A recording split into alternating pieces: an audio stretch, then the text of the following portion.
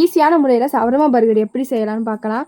சவர்மாக்கு தேவைப்படுற மாதிரியே carrot, capsicum, வெங்காயம், கோஸு, அப்புறம் சிக்கன், மயோனஸ், சாஸு எல்லாத்தையும் போட்டு மிக்ஸ் பண்ணி நம்ம இதில் அப்ளை பண்ணிக்கிட்டு தோசைக்கல்லில் ஹீட் பண்ணி அதில் எண்ணெயை ஊற்றி அதில் எள்ளை போட்டு அந்த பொரியிற வரையும் வெயிட் பண்ணி பர்கரை ஒன்றா நம்ம வச்சு 2 நிமிஷம் இந்த சைடும் அந்த சைடும் பெரட்டி போட்டு லைட்டாக ப்ரெஸ் பண்ணோம்னா நம்ம சவர்மா பர்கர் ரெடி. இதை நம்ம சர்வ் பண்ணோம்னா ரொம்ப நல்லாயிருக்கும்.